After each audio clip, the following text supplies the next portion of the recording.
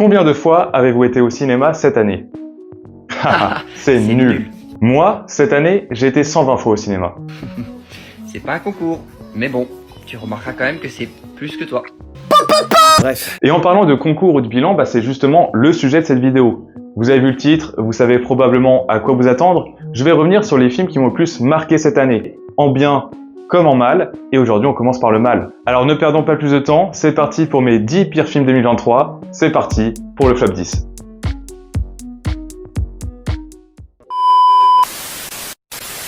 Est-ce que vous connaissez NordVPN? Non, évidemment, je vais pas faire de publicité pour NordVPN dans cette vidéo, mais juste deux petits messages, un petit disclaimer avant qu'elle commence. Le premier point, c'est que j'ai vu plus d'une centaine de films dans l'année. Et évidemment, je vais pas pouvoir tous les aborder, que ça soit dans cette vidéo flop ou dans la vidéo top qui viendra dans quelques semaines. Je vais en aborder peut-être une vingtaine ou une trentaine, donc il y a un côté peut-être un peu frustrant pour vous, mais ne vous en faites pas, vous pourrez avoir tous mes avis sur Instagram. En effet, n'hésitez pas à me suivre sur Instagram, OneLootShine. J'y poste toutes mes petites critiques, mes petits avis sur les films que je vais voir. On se retrouve là-bas si vous voulez plus d'avis cinéma de ma part. Le deuxième point, c'est que pendant cette vidéo, je vais parler de mes 10 pires séances de cinéma dans l'année. Les 10 films que j'ai le moins aimés. Alors évidemment, c'est mon opinion. C'est mon appréciation subjective d'une œuvre. Quand je vais dire qu'un film est nul, c'est que je le trouve nul. Et ce qu'il est en soi, pas toujours. Pour certains films, je reconnais une vraie qualité technique, mais j'ai moins accroché, j'ai moins apprécié par rapport à d'autres œuvres que j'ai vues dans l'année. N'hésitez pas à me dire en commentaire vos flop films de votre côté, et on reste évidemment gentil, bienveillant dans les commentaires. On partage tous la même passion du cinéma, et c'est ça le plus important.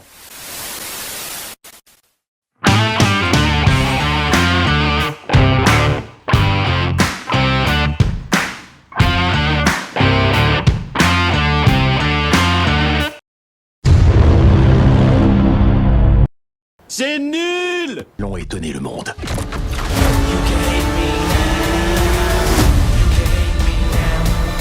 Alors Gran Turismo, de quoi ça parle?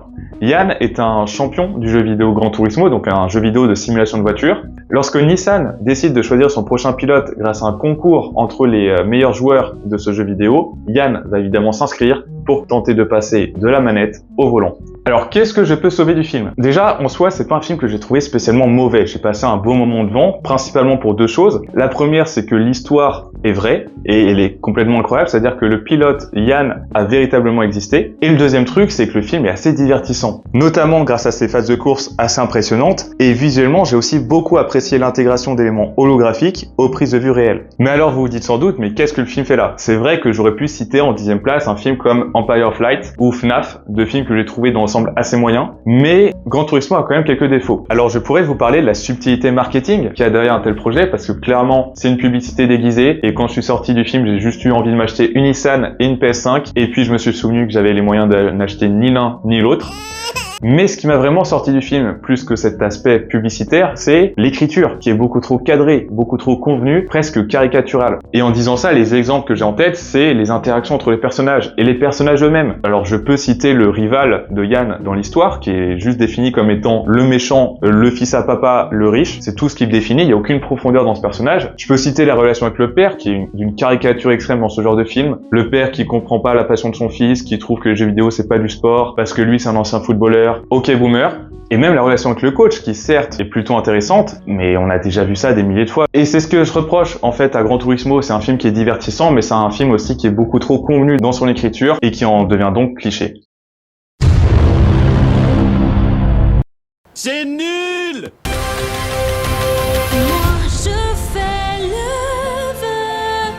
Wish est un film Disney sorti en cette fin d'année pour célébrer les 100 ans du studio, mais de quoi ça parle? Au royaume de Rosas, le roi Magnifico s'occupe d'exaucer les vœux de ses habitants. Alors qu'elle essayait de devenir apprentie du roi, la jeune Asha découvre que le roi n'a pas que de bonnes intentions. Alors qu'est-ce que je sauve dans Wish? En soi c'est un conte assez classique mais aussi assez correct, donc je pense qu'il pourra plaire aux enfants, à vous plaire si vous êtes un enfant, mais dans ce cas-là, mais qu'est-ce que vous foutez sur YouTube? Il y a encore des enfants qui regardent YouTube?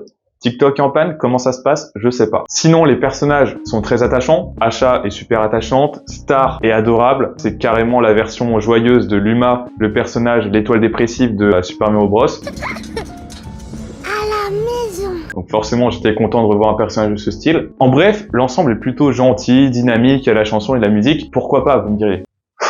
Mais le problème, c'est que le film n'a aucune personnalité. Sa seule personnalité, c'est d'avoir 100 ans de Disney dans les pattes et de balancer des références à droite à gauche sur les anciens Disney, mais ça marche pas pour faire de ce film-là un film original, que ça soit dans son univers, que ça soit dans le développement de ses enjeux qui est beaucoup trop rapide et donc les enjeux sont très faibles, que ça soit même le côté très manichéen, le méchant fonctionne très peu, mais plus que le scénario, ce qui m'a dérangé, c'est l'animation. Visuellement, c'est une catastrophe, une vraie catastrophe. Alors je vois l'idée, sur le papier c'est créatif de mettre les personnages en 3D sur un fond, un décor un peu plus 2D, un peu type aquarelle. D'ailleurs il y a un petit côté Azur Asmar, pour ceux qui ont la référence de ce film, et un Azur Asmar un peu triste. Et en fait c'est ça le problème, c'est que le film manque de vie. En fait il y a très peu d'émotions qui se dégagent des images et des dessins, que ça soit au niveau des personnages principaux, qui sont au premier plan, mais même à l'arrière-plan, en fait il y a un vrai problème de vitalité à l'image. Quand il y a une scène de foule, les personnages à l'arrière-plan sont très inertes, les décors dans l'ensemble c'est très froid, très gris, et il y a des scènes où la ville est complètement dépeuplée, il n'y a pas d'animation dans cette ville. Et donc on y croit très peu, et c'est très peu chaleureux, c'est très peu accueillant, et ça marche moyennement à l'écran. Bref, on peut le dire, oui je porte bien son nom, c'était assez fade, assez quelconque, malheureusement, et je vous conseille plutôt Élémentaire à la place. C'est nul!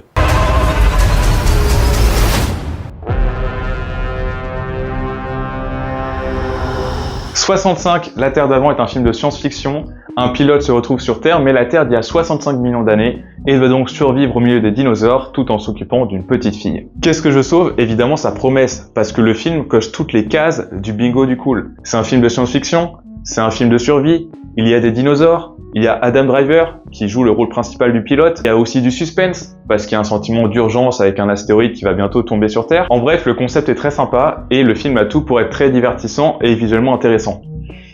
Malheureusement, ça va pas trop être le cas. Le problème, c'est que le concept est là, mais la promesse n'est pas tenue en fait. L'ensemble est pauvre. Et en fait, ça se résume en un point. C'est que tout est ultra prévisible. Il n'y a aucune surprise. Il n'y a aucun moment un peu inattendu où on se dit « Oh, mais je m'y attendais pas ». Il n'y a pas ça. Et c'est vraiment très dommage parce que on ne prend aucun plaisir devant le film. Et il y a deux autres éléments en plus. Le premier, c'est que le film essaye de créer une relation père-fille entre donc le pilote et l'orpheline qu'il doit garder d'une certaine manière. Ça essaie de créer de l'émotion, du pathos dans cette relation père-fille, mais ça marche très peu. On est plus sur un mauvais téléfilm Gulli. Et le deuxième point, c'est que c'est un film de survie au milieu des dinosaures, mais sans dinosaures, en fait. Ce qui est un peu ballot. Vraiment, ils sont tombés, il y a 3 dinosaures qui se battent en duel pendant tout le film, ils sont tombés pile dans la creuse du Crétacé. Bah, c'est un peu décevant, en fait. En bref, 65, ça casse pas 3 pattes à un T-Rex, et on passe au film suivant. C'est nul!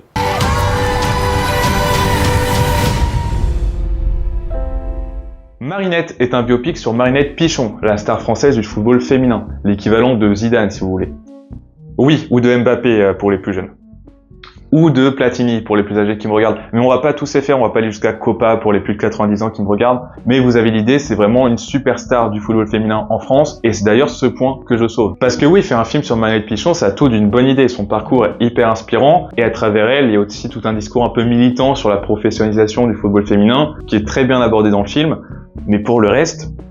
En fait, le problème, c'est que le film est dépassé par son sujet et son traitement n'est pas solide. J'ai vraiment vu le film comme une succession de scènes entrecoupées d'ellipses. Et j'exagère même pas en disant ça, mais c'est vraiment Marinette à la plage, ellipse. Marinette fait du vélo, ellipse. Marinette fait une soirée, ellipse. Donc il n'y a pas de lien qui se dégage, il n'y a pas un enjeu clair, un enjeu solide sur le long terme qu'on pourrait suivre. Et même ces ellipses font que certains dialogues sont incohérents parfois. Et puis le dernier point, mais c'est plus l'amateur de football qui parle, c'est que la mise en scène, j'ai pas cru une seule seconde. Et pour un film sur le football, c'est quand même bien décevant. En bref, malheureusement, Marinette méritait mieux que ça.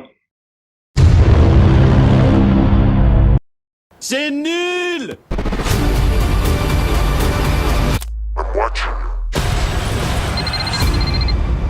Alors de quoi ça parle? Liam Neeson a une bombe dans sa voiture, et s'il s'arrête, la voiture explose. Alors oui, il y a quelques scènes de course-poursuite, mais qu'est-ce que je peux sauver dans ce film?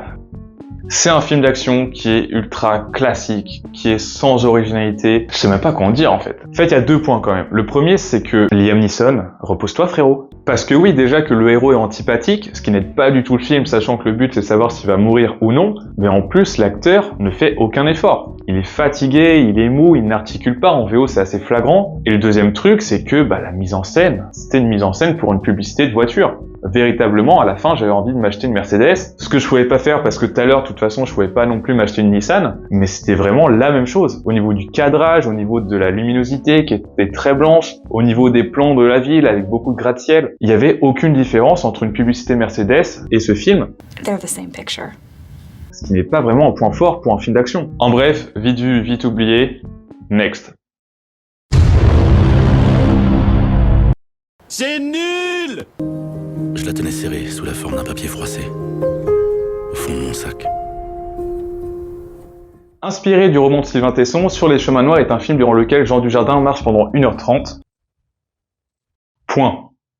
Alors oui, je peux sauver le fait que le cadre soit très joli, parce que c'est de la randonnée au sein des paysages français, au sein des montagnes, des petits villages, des forêts, bref, des lieux très peu peuplés, et ça tombe bien parce que le film est aussi vide que les paysages qu'il traverse. Tout le sujet du film est justement là, d'offrir une réflexion sur cette France rurale, cette France des clochers des campagnes, mais c'est avec un discours qui est totalement superficiel, voire même cliché, presque aussi cliché que les rencontres en fait. En effet, le scénario est assez simple. Ils marchent, ils rencontrent un PNJ, ils interagissent, ils se retrouvent à nouveau seuls, et tirent une réflexion, une leçon de cette rencontre. Je passe le fait que le héros ne se remette jamais en question. Vous l'aurez compris, j'ai trouvé le schéma assez ennuyant, le film aussi d'ailleurs, mais surtout ces rencontres avec les PNJ, mais sont d'un ridicule. C'est waouh, c'est impressionnant. Pour que vous compreniez mieux, je vais vous donner 3 interactions qui ont vraiment lieu dans le film. Il croise une personne âgée. Que dit la personne âgée?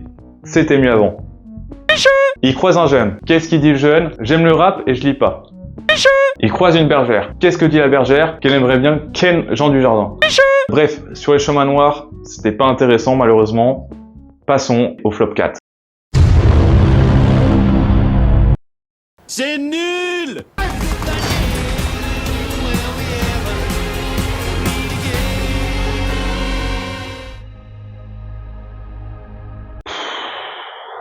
J'ai même pas envie de prononcer le nom de ce film et je dis pas seulement ça parce que j'arriverai pas à prononcer ce nom. Beau is afraid.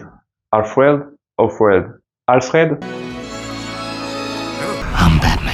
Alors de quoi ça parle? Beau est un film réalisé par Ari Aster. On y suit un mec apeuré, joué par Joaquin Phoenix, qui va tenter de rejoindre sa mère par tous les moyens possibles, mais cela va pas vraiment se passer comme prévu. Alors je peux sauver la première heure, qui arrive très bien ce qu'elle essaye de mettre en place, c'est-à-dire instaurer un climat d'angoisse, un sentiment de peur dans un univers très quotidien et très réaliste. Mais après cette première heure, c'est une véritable descente aux enfers, pour le personnage principal, mais aussi pour moi en tant que spectateur, et c'est un peu dommage. Alors je suis bien conscient qu'il faut voir le film comme une expérimentation, que c'est un film très dense où il se passe beaucoup de choses, donc on peut picorer à droite à gauche des trucs et on trouvera des pistes de réflexion, des sujets intéressants, mais en tant que spectateur j'ai juste trouvé ça interminable en fait, interminable et insupportable. La forme est vraiment horrible, et même le fond, on peut vraiment se questionner sur l'intérêt de tout ça, et 3 heures pour ça, bah oui c'est long, surtout quand il faut suivre un personnage qui n'évolue pas vraiment, et quand c'est bourré d'ellipses ou de flashbacks qui cassent un récit qui déjà de base n'avance pas très vite. Et oui, j'ai complètement décroché sur les 2 dernières heures et j'ai trouvé ça très pénible en fait. Et si selon Ari Aster le film n'a pas été compris par le public, est-ce que ça serait pas juste parce que le film est un peu chiant en fait, et un peu exaspérant?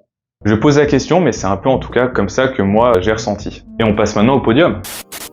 Avant de passer au podium, je voulais à l'origine vous faire une rubrique sur les films surcotés, les films que j'avais bien aimés, mais que j'avais pas non plus trouvé exceptionnels. Je pense à Barbie, je pense à Spider-Man. Alors je vais pas le faire, mais n'hésitez pas à aller me suivre sur Instagram, OneWoodShine, pour avoir à mon avis cinéma sur ces films-là, mais sur plus d'une centaine d'autres aussi. Et si pour le moment la vidéo vous plaît, n'hésitez pas à liker, à vous abonner. Merci d'avance pour le soutien, et on passe tout de suite au podium.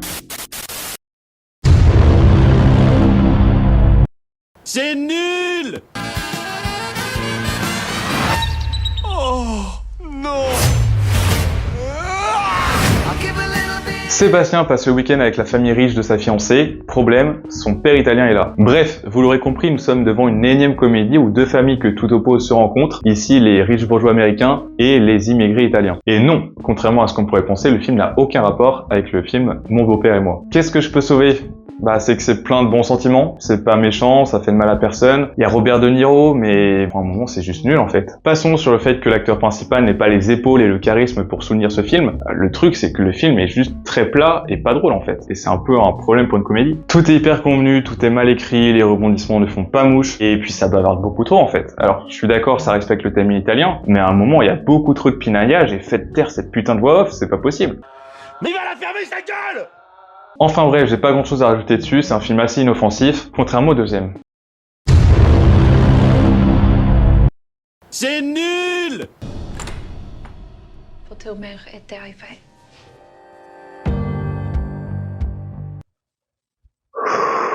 Détends-toi. Non mais calmez-vous madame, ça va bien se passer. De quoi ça parle? Freddy, française née en Corée, retourne dans ce pays et part à la recherche de ses origines. Et j'ai rien à sauver. Le film m'a profondément énervé. Je pensais même pas d'ailleurs que c'était possible que je sois énervé devant une séance de cinéma, mais c'est vraiment le cas. Et pourtant, le film m'attirait, il y a des plans qui sont très beaux, mais juste le personnage principal, c'est pas possible. Alors tout l'objet du film, c'est justement que cette fille, elle se cherche. Elle est un peu perdue, elle est sans repère, sauf que le truc, c'est que c'était moi la personne perdue en fait. Et je dis pas seulement ça parce que le récit est un peu éparpillé par les ellipses ou parce que la réalisation la raconte un peu. Non, vraiment, le problème, c'est Freddy, en fait. Le personnage principal. Alors, on essaye de te justifier l'humeur changeante de Freddy par le fait que c'est à la fois une femme libre, mais aussi une personne un peu perdue. Non, la vérité, c'est juste que c'est une personne méchante, blessante, méprisante, impulsive, et pendant tout le film. En bref, la seule raison pour laquelle je suis resté éveillé pendant ce film, c'est juste parce que j'étais énervé contre le personnage, contre le film, contre tout. Bref, j'étais le monsieur colère dans Vice Versa, et j'étais pas venu pour ça.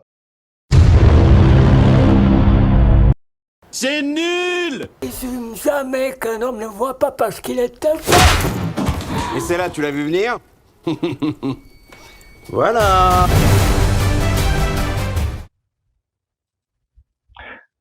Est-ce que j'ai besoin d'aller plus loin? Est-ce que quelqu'un est surpris? Vraiment? Astérix et Obélix sont appelés à la rescousse pour sauver l'impératrice de Chine, et par où commencer? Alors en vrai, j'ai 3 gros problèmes avec le film, en dehors du fait qu'il soit pas drôle du tout. Le premier, c'est Astérix antipathique. Pourquoi? Ok, c'est un personnage grognon dans les BD, mais pourquoi l'avoir rendu antipathique? Je comprends pas. Le deuxième problème du film est son rythme, et cela à cause des caméos. Toutes les 5 minutes, le film est interrompu pour un petit sketch d'une personnalité. Ça casse le rythme, en plus ça n'a aucun intérêt pour l'histoire, et c'est souvent peu divertissant. Et le troisième point, c'est le jeu des acteurs. Quand dans ce film, ton meilleur acteur est Zlatan, est-ce qu'il n'y a pas un problème quelque part? Et oui, je sais ce que vous allez me dire, je suis pas le mieux placé pour faire des remarques sur le jeu des acteurs. On a vu mes premières vidéos. And the Oscar goes to... Lucho. Et oui, je suis aussi un peu vache parce que j'ai bien aimé Lelouch en Obélix, j'ai bien aimé Cassel en César, mais dans l'ensemble, les autres, on les a prévenus qu'ils étaient acteurs, enfin ça s'est passé comment, qui était le metteur en scène? Bref, le film rate sur toute la ligne, même son climax est décevant, Astérix et Obélix n'a aucun impact, il est vite expédié, est-ce vraiment une surprise que le film soit là? Pas vraiment non, et c'est bien dommage. Merci à tous d'avoir vu cette vidéo, j'espère qu'elle vous a plu. N'hésitez pas à me dire en commentaire vos pires films vus cette année. Et puis surtout, bienveillance, que ça soit dans les commentaires ou avec mon classement. Je suis bien conscient que j'ai mis des films qui avaient des vraies qualités techniques, c'est juste que je n'ai pas accroché au scénario, à l'histoire ou à un personnage. Si la vidéo vous a plu, dans tous les cas, n'hésitez pas à liker, à vous abonner. On se donne rendez-vous dans 2-3 semaines environ pour le top cinéma de l'année. Et d'ici là, passez de très joyeuses fêtes et à très vite, c'était Lucho.